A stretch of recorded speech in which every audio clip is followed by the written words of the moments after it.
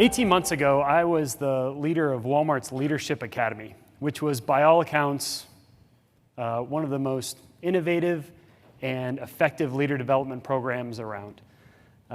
We'd bring leaders, high-potential leaders in from the business. We would engage them personally and professionally. We would deliver it in such a way that they were engaged, that they were connected with each other, and when they graduated, they went out and they delivered. We had ROI from the business results. We had ROI from promotion rates, double promotion rates. That was outstanding. Senior executives loved it. They funded it. We had budget. Sound pretty good? You're like, yeah, sounds pretty good. I'm going to tell you the story now of how I killed that program and why. And it was very dear to my heart. I had moved my family from New York City to Arkansas. Woo! Right? Spent 5 years building this out. But there was one problem we had. You know, that probably sounded good. We got about 30 or 35 at the senior director level, which is right under our global officers at Walmart. We got about 30 or 35 people through a year. And that might sound good for a hypo program, unless you work for Walmart. Walmart has like literally millions of people. So they're like, we love this, the executives, but we need it. We need more people, and we need it faster, because we can't get the effect. This is great what they're doing, but it's kind of a big ship. We need to make that happen. So we set on ourselves the design question of how do we scale Leadership Academy, but not dilute it, right? Because that's the real trick, isn't it? You can scale just about anything, but how do you do it without diluting it? So we used design thinking, which we had been teaching for a few years. And just to level set, we've heard a lot about a lot of these components and stuff over the past day and a half. At Walmart, we think of it as being human-centered, ultra-collaborative, and prototype-driven. For us, that means human-centered. We empathize with people, like talk to them, figure out what's going on. Then we actually choose and define the problem in a way that we make sure we have a problem that's a real problem, not one that we just think was important. Then we explore ideas. We get a bunch of like crazy people who don't think the same way as you do, don't look the same way as you do, and we talk about it, come up with ideas. We choose which one we're going to try out. Then we build a prototype, and we test it so we can learn. That's the whole idea. And by the way, the design thinking, I love that we now have a term for it, but we've been doing it for years. There have been different people, and you'll see quotes on these slides from Sam Walton. As we're trying to teach people at Walmart about design thinking, we always say, it's in our DNA, right? This is, if you look at what he did and the way he approached problems, this is the way it worked.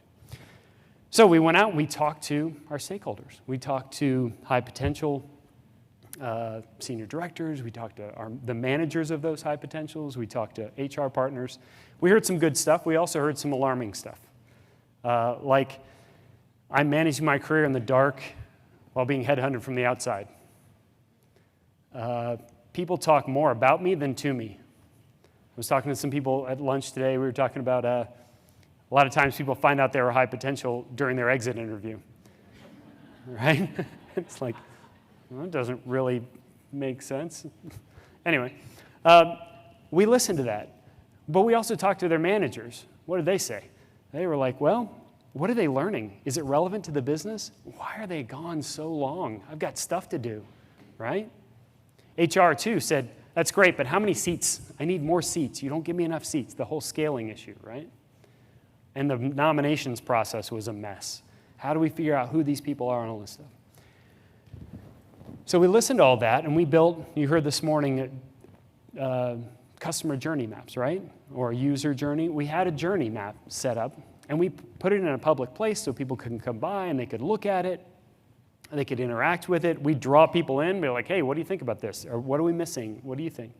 I knew it was working when I was sitting in a meeting, totally different, and the guy next to me goes, hey, I was dreaming about your board last night. I was like, that's a little creepy, but that's awesome. Tell me what you got. And as we looked at this, and then we got into really understanding what the life cycle is for that high potential senior director, And we started to ideate ideas. One of the big ideas that came out as we looked at it was, do we really need a discrete program or a series of programs? Or should we just look at this like a journey? Because that's what, if you think about your life, yeah, there are moments punctuated that you learn things, like we talked about with Dan this morning, but it's also that linking those moments together is the journey that made you who you are today. So we said, all right, let's go for that. Let's look at that. So we built a prototype. And we basically said, let's focus on the learner. Let's start by, we'll assess them, not where they are now, but where they need to be. If we're building future officers, because that's what we want to be able to do with this people group, then we need to test them like they're officers so they know where they are and what their gaps are. Then they need to figure out a plan. And we're not going to do a plan by themselves for that journey. We're going to hook them up with their manager. And their manager together, we're going to come together and we're going to build out, hey, this is what I think your plan is. I want you to focus on this. I don't want you to focus on that. And have a conversation and work it out. Once you do that, then we need to do a little work to prepare you for this. One of the things we do is we surround them by a bunch of their peers. 7 or 8 folks who look different than them, so you've got that kind of diversity, but are also diverse in what they do, the function they work in, the segment they work within Walmart, the geography, where they are in the world. And the other thing we do in this part when we're preparing them is help them prepare their minds to develop themselves, right? All the things that I'm sure the people in here love, stuff like double loop learning and challenging their own assumptions, being able to find and create experiences for themselves, and then guiding how they process those through reflection and feedback. Once they've got that going, they're going to go. They're going to execute their plan together and alone. When it makes sense to be on their own, they'll be on their own. When it makes sense for some of them have similar needs, they should learn together. And then at the end, I say the end, but at the end of a cycle, at the end of the year, we assess again. Did we get behavior change? Did we get lasting behavior change? Did this work? But I did little air quotes for the end because it doesn't end. That assessment then drives the next plan for the next cycle. Then prepare and go. And there aren't seats, and this isn't a program. It's basically if you're designated in this pool of Ready Now people, you are on this journey. And so it starts by you getting notified, and then your manager comes together, and we do an orientation with a large group of them. Say, hey, this is what expectations of you, expectations of your manager, what we expect. Then the assessments we're using are an officer level 360 and the Korn Ferry assessment of leadership potential. The output of that are needs that can go into a leader development plan, a personalized leader development plan for this individual. But they don't have to do that alone. We come alongside them. The manager, we call it Ascent, is what we're calling this approach. So we come by to help. We're Sherpas. I don't know. I put it forward, and people are like, you can't say that. We're like, well, it kind of stuck. So we have these meetings. You look, and sometimes the great thing in this meeting, sometimes it's, you don't need to do any of this stuff. You've got this initiative you're working on, and you've got this special project. That'll give you the exposure. This will work on your little piece. And sometimes it was all in the manager's head, right? They're like, oh, yeah, that's why I put you on that project. Well, you never told them that. You never told the individual that I wanted you to get this out of that. That's why I put you there. So the beauty of this is even just this conversation, if we didn't do anything else, would move the needle. So they have this conversation. Usually they pick a few things and create their plan. Once they have that, we connect them to each other with a digital platform where they can share ideas, share experiments that they're working on, connect with each other. We have a base camp where we bring in groups of about 40 to 50 together at once, and that's where there's two main things. It's that fusing of the cohort together, that 7 or 8 people, because throughout they're going to be the core of this experience. Again, not our idea. We got this we used those in Leadership Academy, and people came back and they said, whatever you do, don't do it with the cohorts. That networking and those relationships were key. But it's also where we kind of teach them how to teach themselves. The Immersions class and experiences come off their plan. They go and have cohort check-ins throughout to make sure they have that accountability, that they're coming back with each other.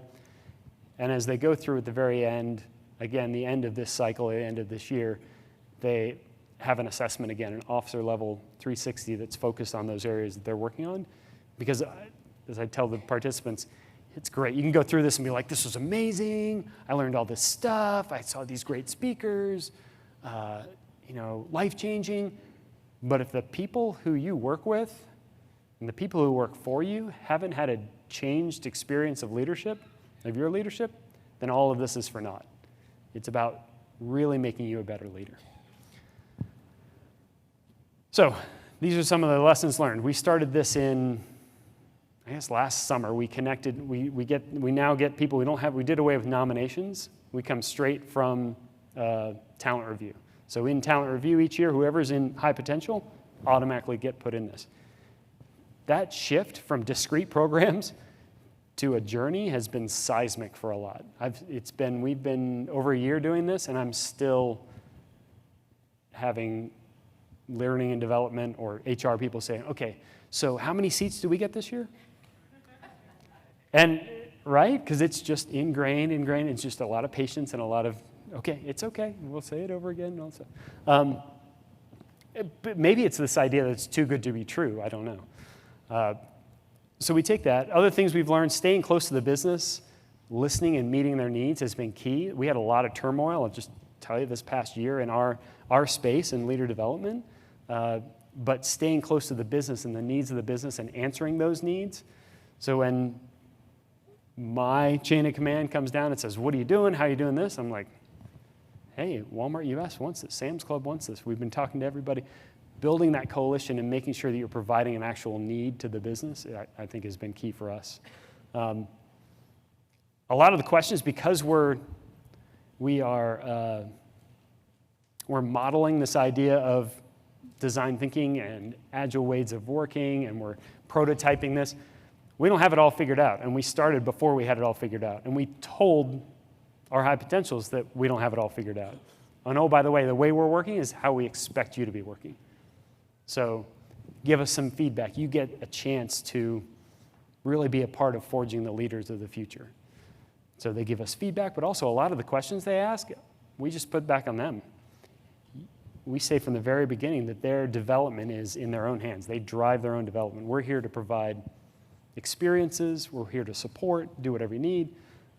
Some of that involves us creating immersions. Some of it involves finding a job shadow for someone or setting it up. But we also empower the business to create their own immersions. So the business is, if someone's need or a group of people going through Ascent, they need a merchandising immersion. I'm not going to come up with a merchandising, but I've got some merchants I know who are really smart, and they're going to build that immersion this year, right? Because that's where the expertise is, and it's development for them. And in the future, the people going through Ascent now will be the ones building that merchant. And guess what? Next year, the merchandising immersion will be totally different because it needs to be. It's not in a binder, but right now we're working to codify what's an immersion look like and how do you create them? How can we create a toolkit that we can export to different parts of the business? Last thing I'd say is just the challenge between balancing personalization with the needs of the business. That's been a really fun paradox to work with, and there are ways that we're finding to weave it in at different times so that on the one hand, an individual feels like I have the freedom to go after what I want to go after. But at the same time, the business gets to tell you, hey, this is what we know from external factors and technology and everything. We kind of need you to go in this lane this way. You can go out that a little bit, but at least you get to choose your route and how you go do it. Last thing I'd leave with you, go try stuff. Try stuff out. We hear about this design thinking and everything in the tech space a lot. You have a chance to try some stuff out. Because I think not everything's going to become a journey, but I think the future is definitely more continuous and more personalized development because that's the way our lives are. So thanks. Look forward to your questions.